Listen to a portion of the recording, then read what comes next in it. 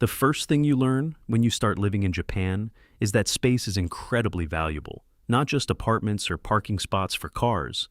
Everything is carefully organized, right down to bicycle parking. Every spot has a number. Every number belongs to someone. And if you don't have a designated space, you're expected to pay daily to leave your bike somewhere else. It sounds like a small detail at first, something you barely notice when you arrive. But it stops feeling small the moment someone decides the rules don't apply to them. That's exactly how a tiny parking space labeled 105 turned into one of the most satisfying lessons in patience and revenge that I've ever delivered. When I first moved to Japan, I quickly realized how important bicycles are in daily life. People use them for everything. They ride to work, to the grocery store, to the train station, and back again. In cities where space is limited, bicycles are efficient, quiet, and incredibly practical. Because they're everywhere, though, parking them is tightly regulated.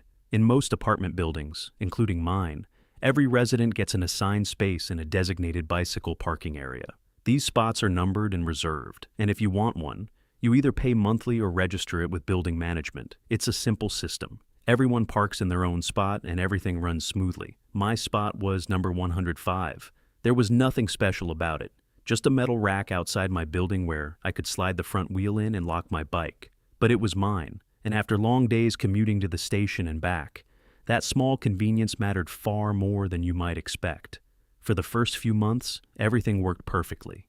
I would come home in the evening, park the bike, lock it, and head upstairs without thinking twice about it. Then, a couple of weeks ago, something changed.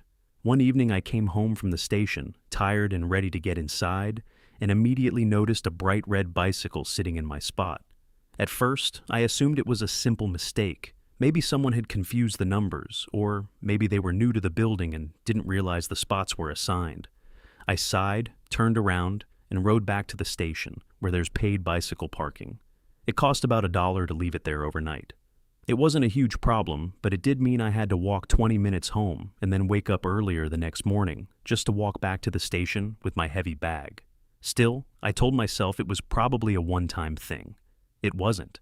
A few days later, I came home again, and there it was.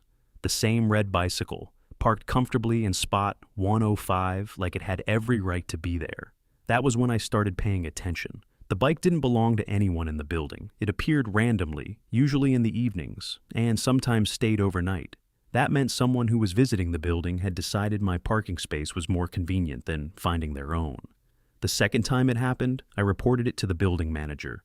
They nodded politely, thanked me for telling them, and promised to look into it. Nothing changed. A few days later, I came home and saw the red bicycle again, sitting exactly where it had been before. That was the moment I decided to handle it myself. I wrote a note in Japanese, trying to keep it polite but clear. I explained that the space belonged to me and that I used it every day, and I asked the owner not to park there again.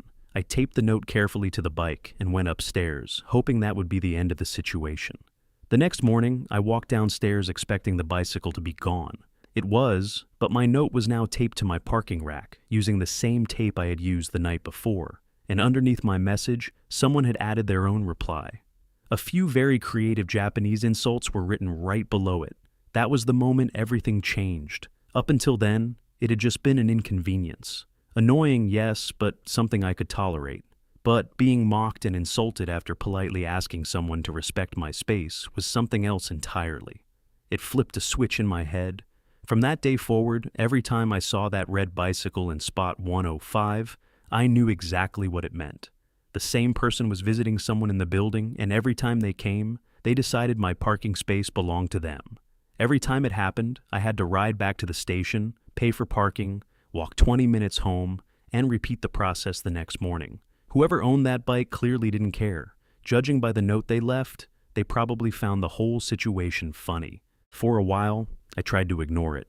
But the pattern continued, and every time I saw that red bike sitting there, it felt like the owner was daring me to do something about it. Eventually, an idea started forming. Around that same time, I had been thinking about buying a better bicycle lock anyway.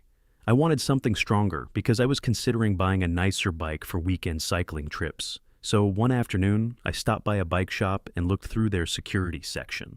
That's when I found it. A heavy-duty chain lock, thick as my finger, made from hardened steel. It wasn't cheap, but it was exactly what I needed. A few days later, I came home from the station and saw something that made me smile. The red bicycle was back, parked proudly in spot 105. I took my bike back to the station like usual, walked home, and then returned quietly to the parking area. The red bike was still there. I pulled the chain lock out of my bag, looped it through the frame and the metal rack, and clicked it shut. Just like that, the red bicycle was no longer just parked in my space. It was secured there, and the key was in my pocket. The next morning, the bike was still there. The day after that, it was still there. On the third day, I found a note attached to it. This one was written aggressively, filled with more insults and threats about calling the police. I shrugged and left it there. Day 4 passed. Day 5. Then another note appeared, and this one was very different. The insults were gone.